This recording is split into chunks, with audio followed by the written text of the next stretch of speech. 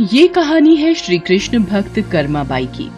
सन 1615 में राजस्थान के नागौर जिले के कालवा गांव में जीवन राम डूडी नाम के एक जाट किसान की खुशी का ठिकाना नहीं रहा जब उनके घर एक कन्या ने जन्म लिया। मेरी कर्मा, मेरी बेटी, आज से मैं तुझे कर्माबाई कहकर बुलाऊंगा। जीवन राम भगवान कृष्ण के परम भक्त थे। उनके घर में भगवान कृष्ण का एक मंदिर था। जीवन राम भगवान कृष्ण को भोग लगाने के बाद ही कुछ खाते थे, ये उनका नियम था। कर्माबाई जब थोड़ी बड़ी हुई तो एक दिन, पिताजी, आप हमेशा भगवान कृष्ण को भोजन खिलाने के बाद ही भोजन करते हो।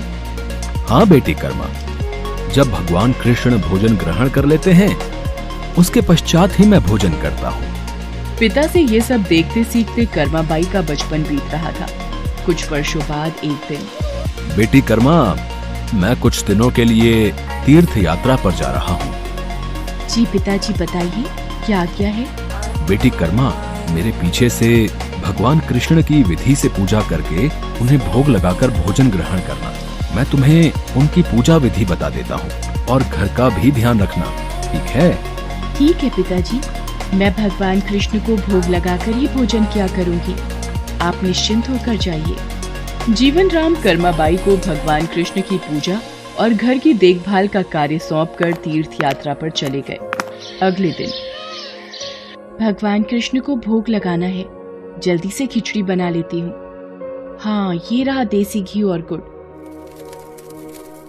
लो, तैयार हो गई आपकी खिचड़ी की थाली।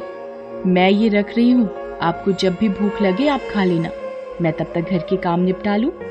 कर्माबाई खिचड़ी की थाली भगवान के आगे रखकर घर के दूसरे कामों में लग जाती है। वो एक दो बार आकर देखती है। उसे लगा कि शायद भगवान को भूख ना हो। थोड़ी देर बाद, पता नहीं भगवान खिचड़ी क्यों नहीं खा रहे हैं। थोड़ा गुड़ और घी ज्यादा कर देती हूँ। ये लो भगवान, अब मैंने इसमें घी और गुड़ ज्यादा कर दिया है, अब तो खा लो।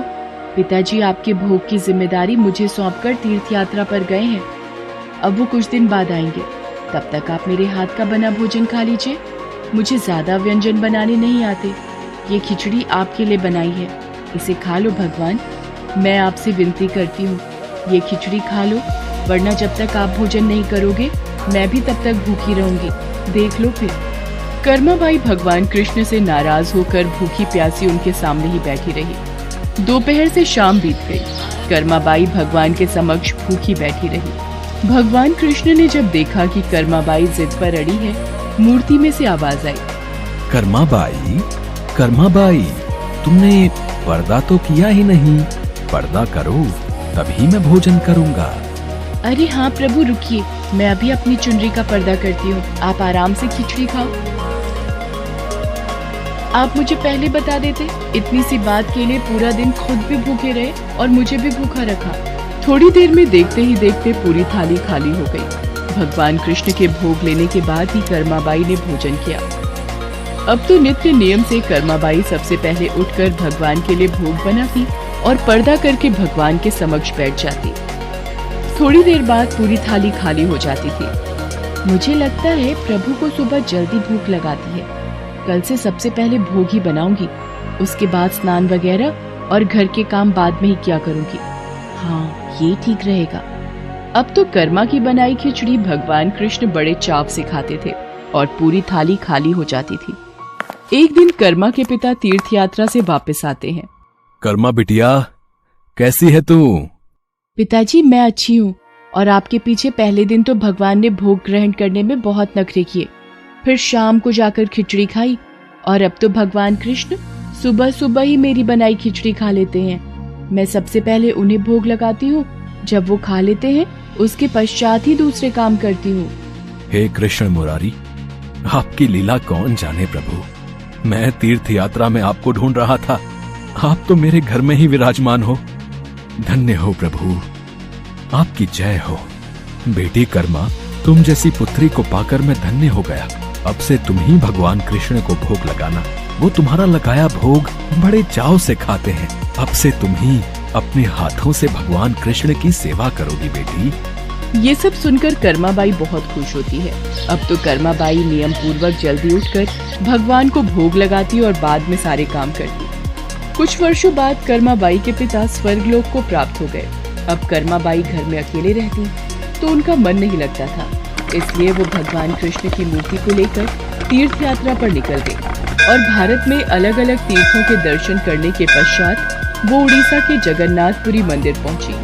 बस अब यही जगन्नाथपुरी में एक कुटिया में रहकर भगवान कृष्ण की भक्ति और सेवा करूंगी। कर्माबाई अपने नियम से सुबह सुबह भगवान कृष्ण को खिचड़ी का भोग लगाती और कुछ ही देर में थाली साफ हो जाती। भगवान बड़े चाव से सारी खिचड़ी खाते। उसके पश्चात कर्माबाई अपने नित्य स्नान ध्यान कार्यों को करती। एक सुबह, माँ कुछ खाने को मिलेगा? बहुत जोरों की भूख लगी है। हाँ हाँ आजा बेटा, यहाँ बैठ। मैंने अभी अभी श्री कृष्ण को खिचड़ी का भोग लगाया है। ले खिचड़ी खा बेटा। पसंद आई खिचड़ी तुझे? और दूं? बस माँ, पूरा पेट भर गया, आनंद आ गया तुम्हारे हाथ की खिचड़ी खाकर। माँ, क्या मैं ये स्वादिष्ट खिचड़ी कल भी खाने आ सकता हूँ? कल ही क्यों बेटा, तू रोज मेरे पास खिचड़ी खाने आ जाया कर। कर्माबाई की कुटिया में उस बालक के रूप में स्वयं भगवान जगन्नाथ खिचड़ी खाने पधारे थे और अब रोजाना कर्माबाई जब भगवान कृष्ण को खिचड़ी का भोग लगाती, थोड़ी देर बाद वो बालक भी खिचड़ी खाने आ जाता। एक दिन कर्माबाई, भगवान को बिना स्नान किए भोग लगाना अच्छी बात नहीं। तुम रोजाना सुबह पहले स्नान आदि क्रियाएं करके विधि विधान से पूजा करके ही भगवान कृष्ण का भोग बनाया करो। ठीक है बाबा, अब मैं स्नान करके ही प्रभु का भोग बनाया करूंगी। साधु की बात मानकर कर्माबाई अगले दिन से स्नान करके पूजा के पश्चात भोग तैयार करती। इस कार्य में उन्हें बहुत देर हो जाती थी, पर वो बालक तो अपने समय पर ही खिचड़ी खाने आ जाता था। माँ खिचड़ी दो ना, जल्दी दो, मुझे बहुत भूख लगी है माँ। थोड़ी देर रुक बेटा, अभी देती हूँ। अब तो बालक रूपी भगवान जगन्नाथ जल्दी जल्दी खिचड़ी खाकर बिना हाथ मुंह साफ किए भाग जाते थे।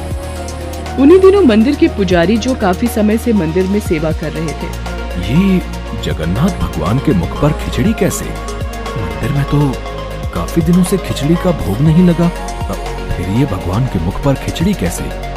हे प्रभु, ये कैसी लीला है आपकी? भगवान जगन्नाथ पुजारी के सपने में आते हैं। मेरी भक्त कर्माबाई जो जगन्नाथपुरी में ही रहती है, वो बहुत ही प्रेम भाव से सुबह उठकर बाजरे की खिचड़ी का भोग लगाती है। मैं रोजाना सुबह जल्दी उठकर कर्माबाई की खिचड़ी खाने जाता हूँ। मुझे कर्माबाई के हाथ की खिचड़ी बहुत पसंद है।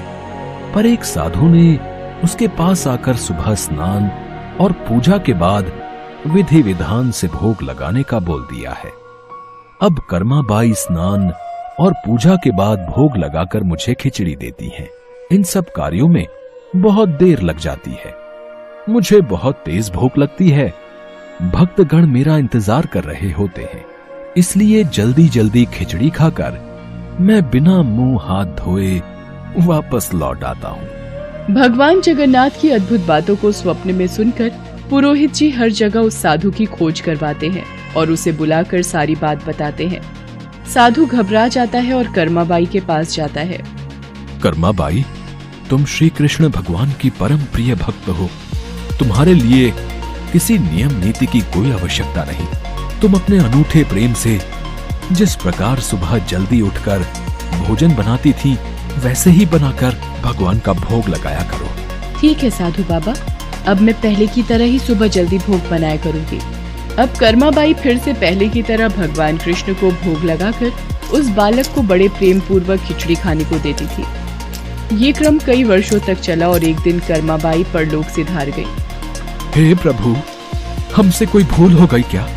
आज आपके नैनों से अश्रुधारा कैसी प्रभु? हे भगवान जगन्नाथ, क्या अपराध हुआ हमसे जो अब दुखी हुए प्रभु? उसी रात भगवान जगन्नाथ राजा और पुजारी के स्वप्न में आते हैं और बताते हैं कि उनकी भक्त कर्माबाई इस लोक से विदा होकर भगवान में विलीन हो गई हैं। अब उन्हें सुबह सवेरे बाजरे की खिचड़ी कौन खिलाएगा, यही उन्हें दुख है। अगले दिन, पुजारी जी, जो स्वप्न आपने देखा वही स्वप्न मुझे दिखाई दिया। भगवान जगन्नाथ की प्रिय भक्त कर्माबाई अब इस लोक से विदा हो गई है। मैं चाहता हूँ आज से हर सुबह भगवान जगन्नाथ को कर्माबाई के नाम से बनाई बाजरे की खिचड़ी का भोग लगा करेगा, जिससे भगवान को कर्माबाई की कमी न महसूस हो।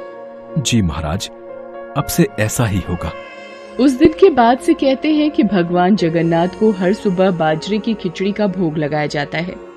कर्माबाई के नाम की बाजरे की खिचड़ी के भोग से आज भी इस प्रथा को निभाया जा रहा है।